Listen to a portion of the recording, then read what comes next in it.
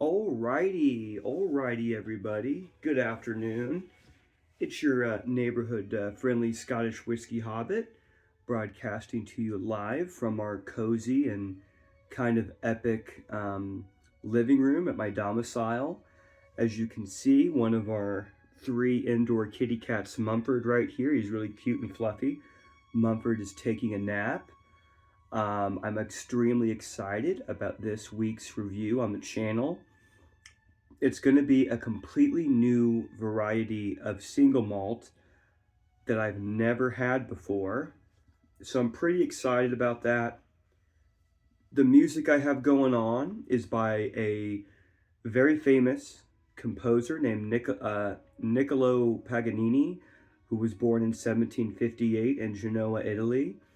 And anyone who is familiar, even vaguely familiar with Italian Baroque and post-Baroque composers and music knows the name Paganini.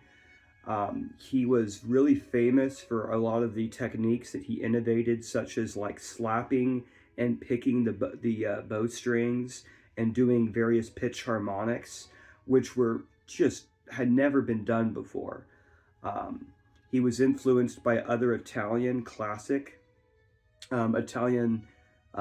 master Baroque violin composers like Arcangelo Corelli,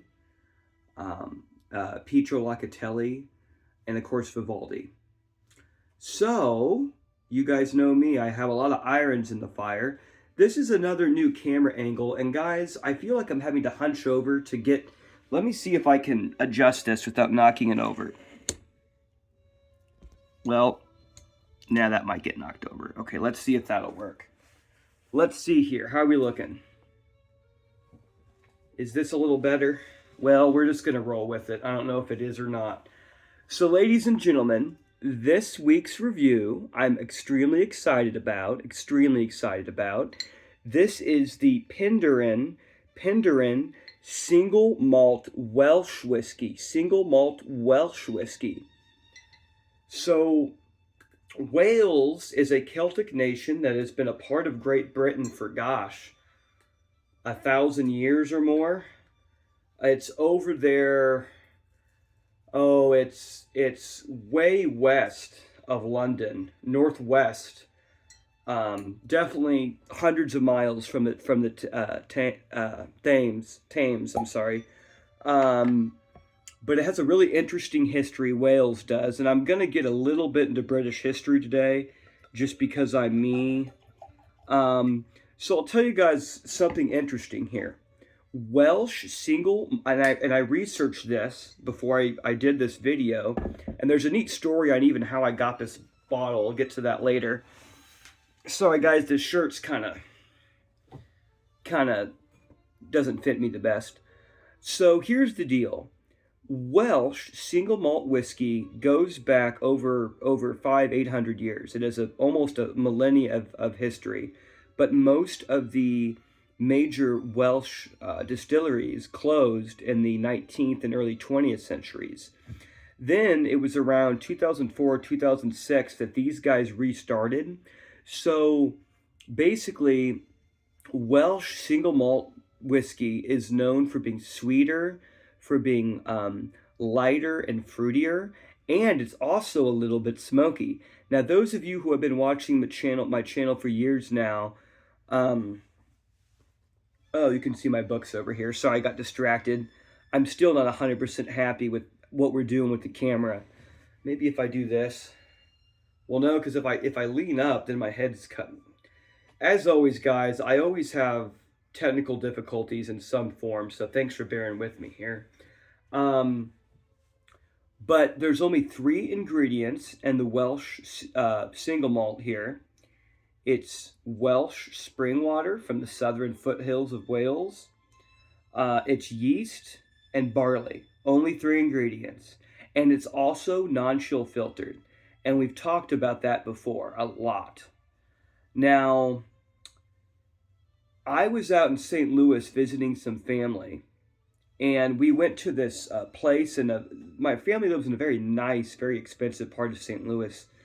It's really interesting.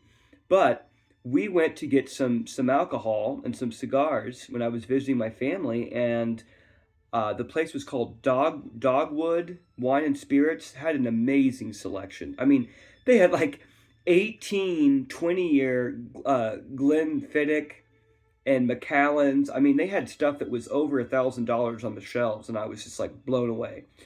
But I saw this, and I've heard about this. I've never seen it ever, not even at Total Wine. I'm sure that they probably had this at Total Wine, but I've never seen it. This is the Penderyn single malt Welsh whiskey. And again, Wales is a Celtic nation, and when the Anglo-Saxons came from to settle Great Britain, 7th and 8th centuries, after the Romans pulled out around the 5th century A.D., the Anglo-Saxons came across the North Sea there. They settled, and they immediately began fighting the native Celts that were in the area. They began, King Arthur was king of the Britons.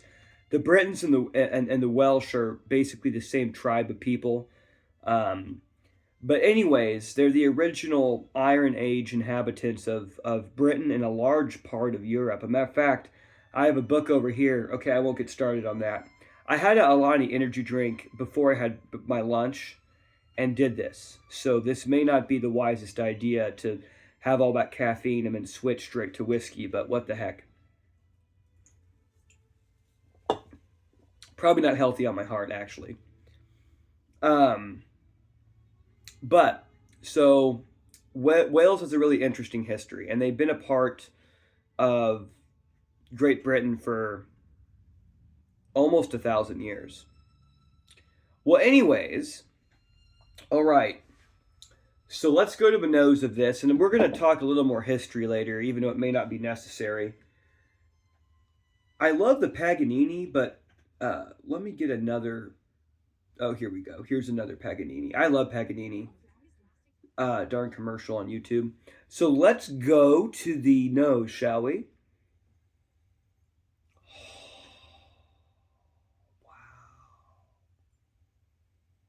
Wow.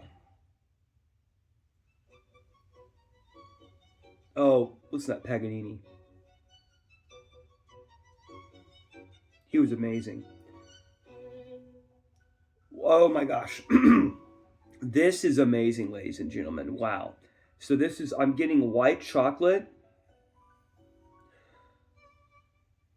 I'm getting some fruit notes, but I'm trying to place what fruit it is, and I'm not sure. Maybe cherries?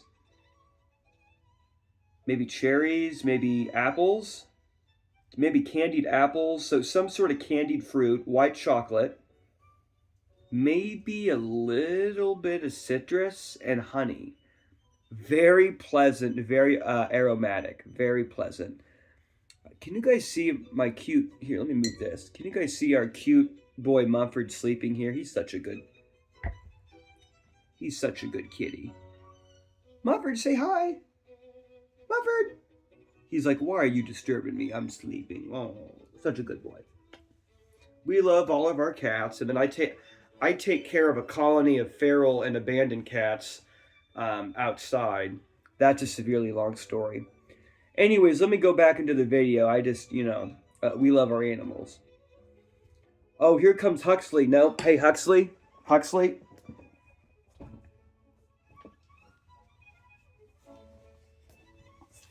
So, our little guy Huxley came this close to knocking the camera over, so I'm going to have to pick him up here. Huxley, love you, but you were about to knock over the camera. So let me go to the taste, shall we? All right. No. Don't knock it over. No. I'm going to take a sip of whiskey while I move him.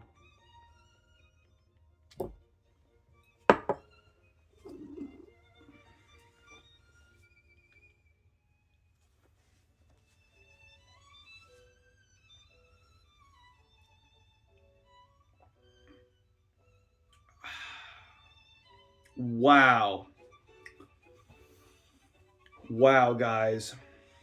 I'm almost at a loss for words. So, I will say there's a little bit of peat smoke in here. Now, for those of you that have been watching my channel, you know I'm obsessed with smoky whiskeys. I've talked over and over and over about the peaty. I might have to put him up, guys. I'm sorry. He means well, but he's about ready to knock over the camera. So the smoke, they actually take the barley and they dry it over a peat fire. It infuses the malt with that smoke, and then it comes out beautifully in the whiskey. This is sweet and smoky. This is very good. Huxley, you're gonna knock over the camera. Hey, nope, nope. Okay, guys, I'm gonna have to go put Mr. Huxley up if you guys want to say goodbye to him. He's such a good boy, but I just don't want him to knock over the camera, so I'll be right back. Huxley, say goodbye to your fans. I love ya, but I don't want you to knock over the camera right now, okay?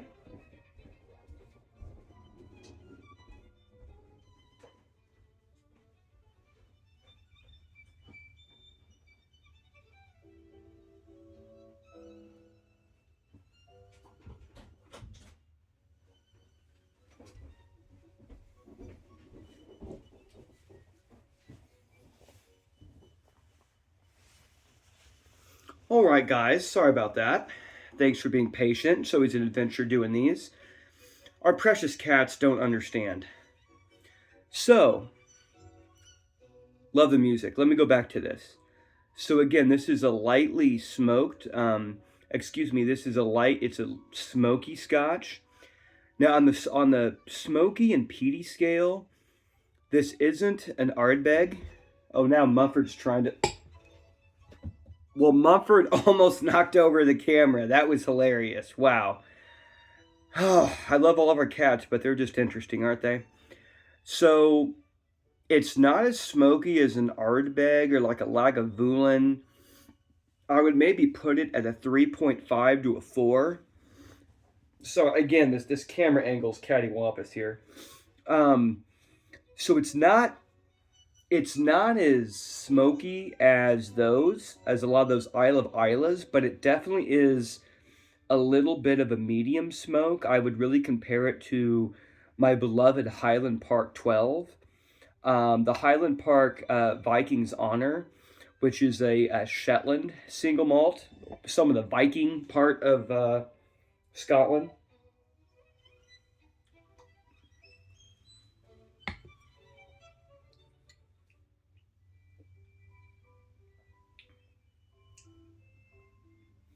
So it's got that peat smoke. I think it's more of an ashy type of a campfire smoke a little bit. And then that gets over to some sweetness. And I'd almost say like licorice. Well, it's a little bitter. It's like bitter, sweet, and smoky all at the same time. And I'm struggling to figure out how to describe that, ladies and gentlemen. So it's,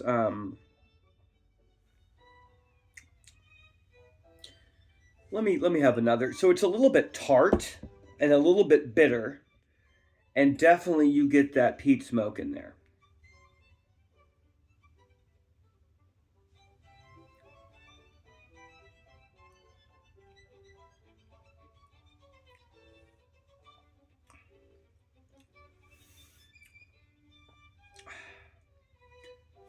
So I would say peat smoke. I think you get a little bit of like a licorice. It's more of a campfire type of smoke. You get definitely those earthy type of robust flavors of the peat in there, the peat smoke. There's a little bit of sweet. There's definitely some sweet characteristics. And then it has this long kind of aromatic finish that I think is... how do I describe that finish on the palate? It's a little bitter. But like, think almost like that when you're drinking, like I like my coffee just black. It's almost like that same type of bitter that hits your palate at the end there, but you get some of those semi-sweet notes of the licorice, I think you also get a little bit of that apple, but it's well balanced. It's very light and it's very crisp. But if you don't, if even darn ad on YouTube. Oh, now we're on to Vivaldi. His violin concerto A minor, RV 356. I love Vivaldi. And again, Vivaldi and Giuseppe Vivaldi, a guy named Giuseppe Tartini, Arcangelo Corielli, and Pietro Locatelli. I know a lot about Italian Baroque violin composition, actually. I'm obsessed with it. I'm also obsessed with bird watching and Civil War history as well as philosophy. What was I getting at? Oh, yes. All of those guys, including Vivaldi, what I just named, were highly influential in and really influencing the first artist, Paganini, that we listened to. And there's a lot of folklore and interesting things about Paganini because that guy at his time was the greatest violin composer of really probably the entire world. But let me go back to this.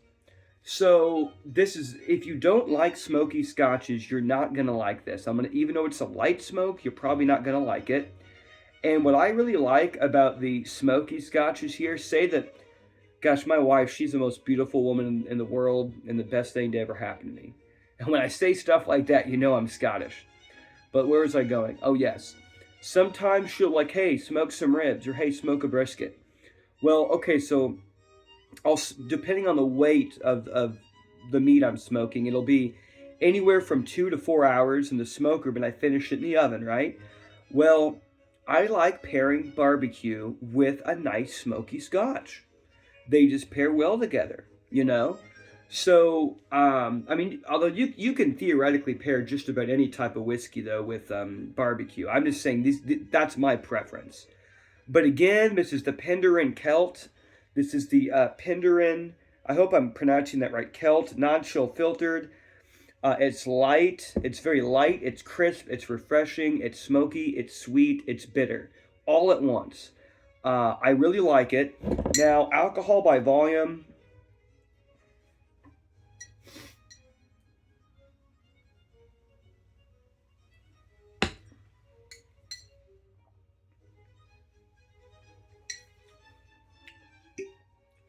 It's 43% by volume, so it's 86 proof.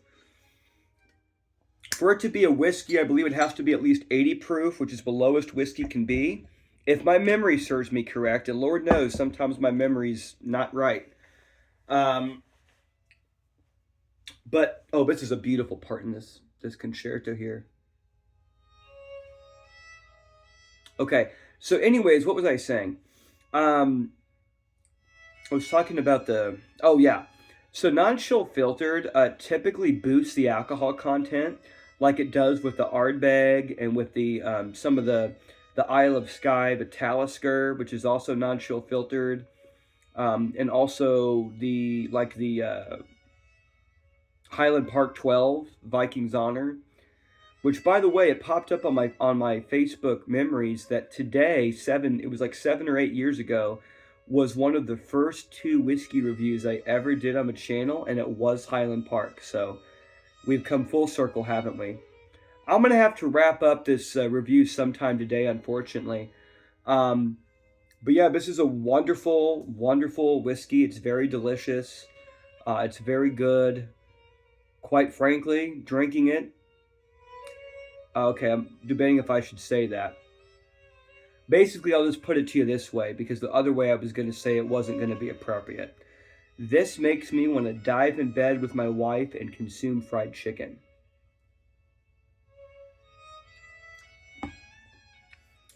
My friends have told me, Daniel, you're allowed to have a sense of humor. And that's true, but I still try and be professional and subdued, you know?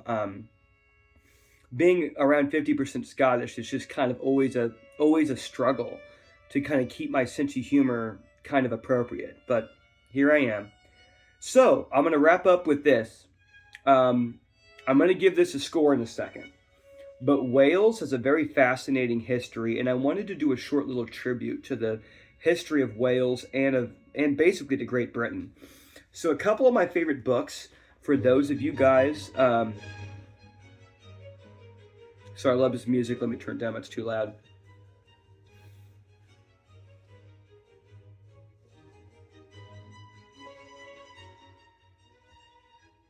This classical music thing on the channel is becoming an interesting tradition.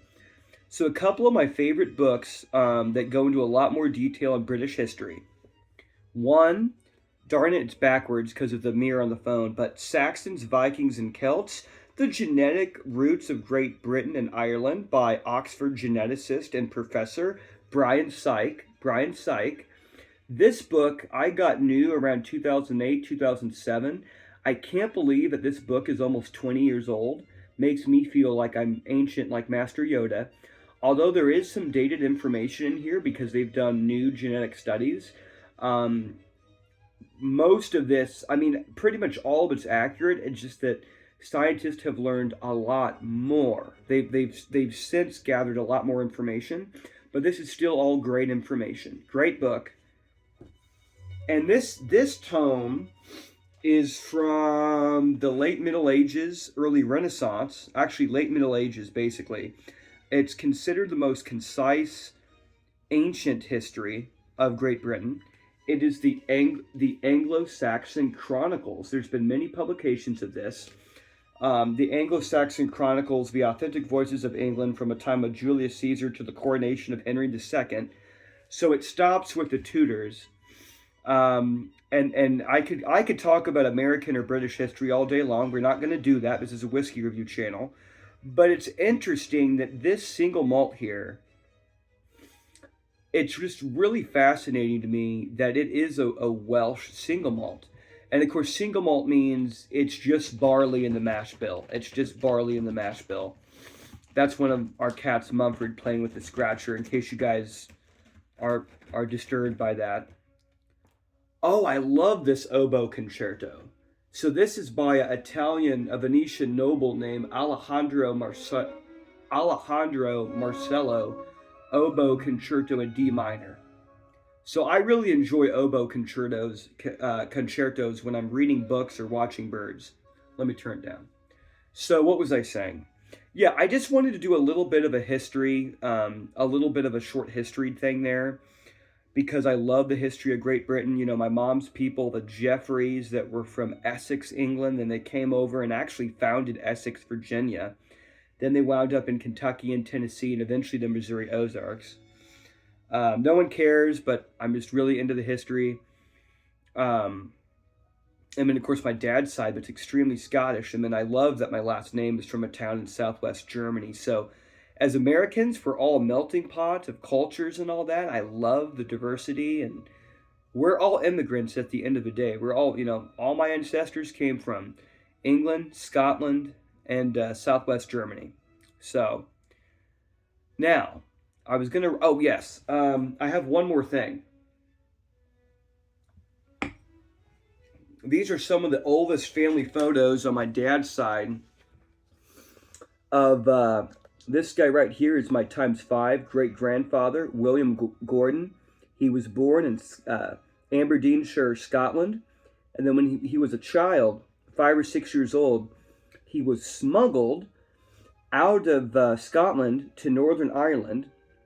And that's we actually aren't exactly sure why, but we have some guesses. And anyways, so when he lived in Northern Ireland for 47 years, and then he migrated to Canada. And then this guy right here is my great-great-great-grandpa, and this guy is his grandson. And I have a photo of his father in the other room, but I'm not going to get it right now. My great-great-great-great-grandpa, who was Benjamin's dad. And then this guy right here is his son. This guy right here is his son. He's my great-great-great-great uncle, George Gordon. And a bunch of them were born in Northern Ireland because our people had to flee from Scotland.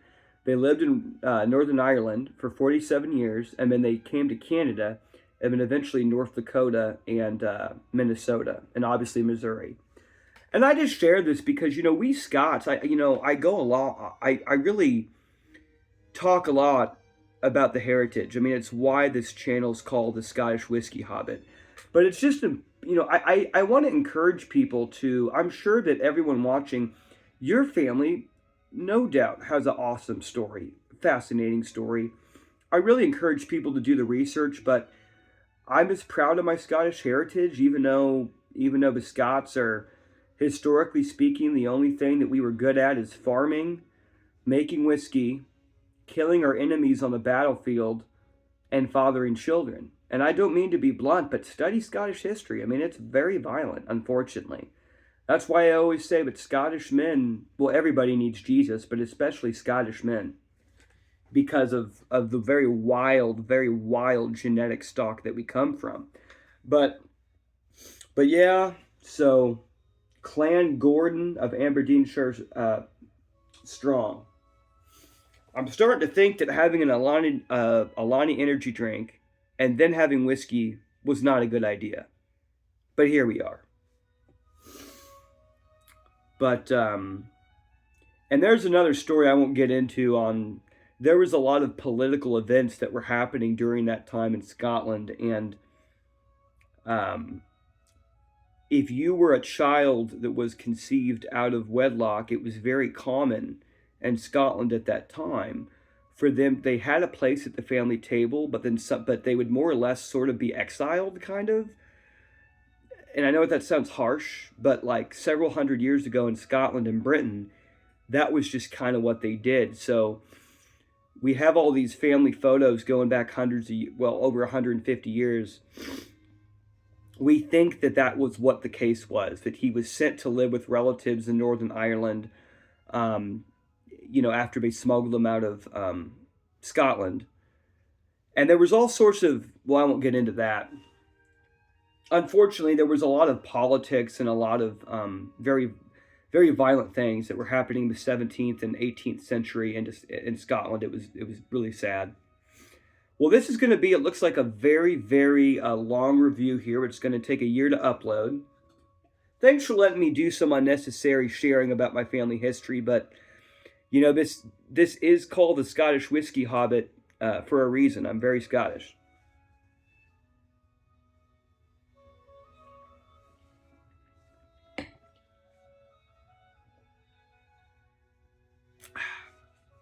So, by the way, let me show you guys the box here.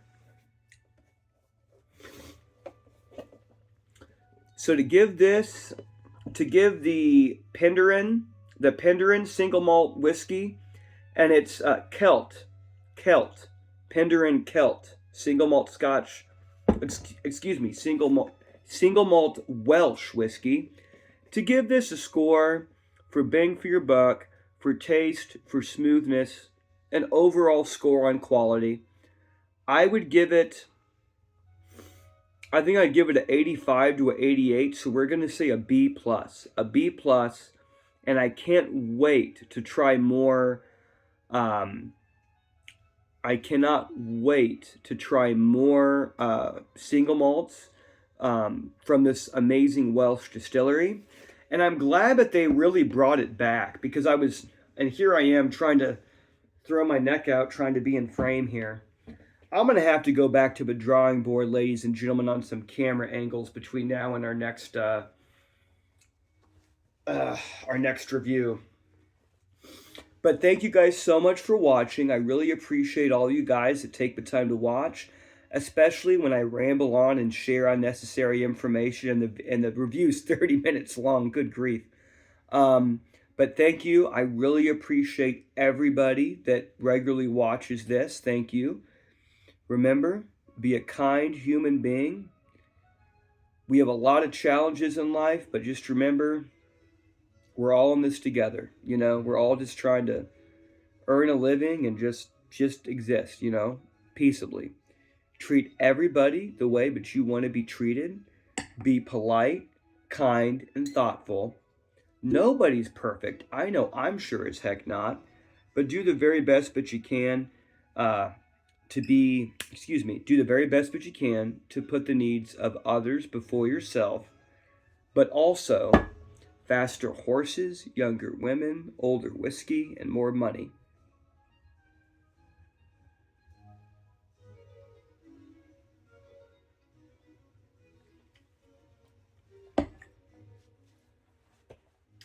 Beautiful women are magic, truly spectacular.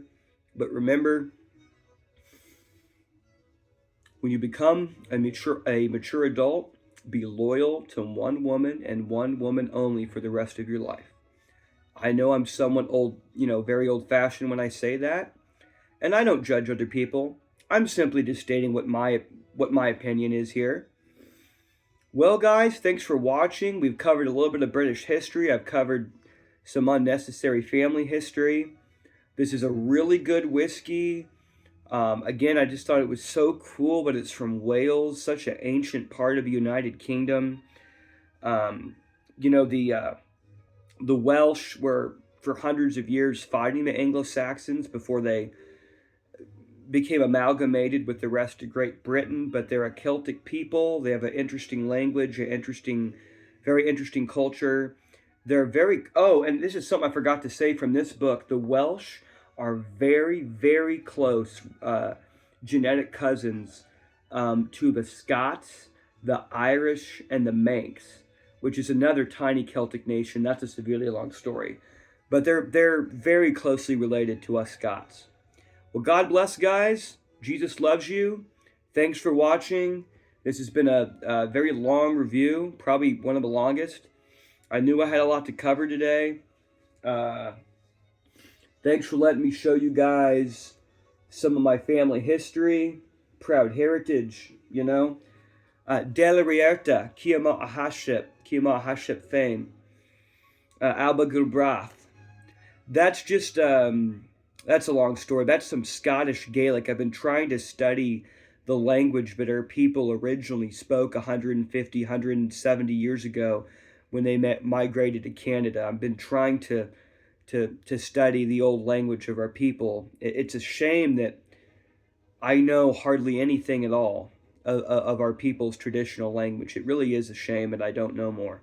But anyways, guys, God bless. That's my last unnecessary ramble there. Thanks for watching. Please like and subscribe. This is your neighborhood-friendly Scottish Whiskey Hobbit, signing off. God bless.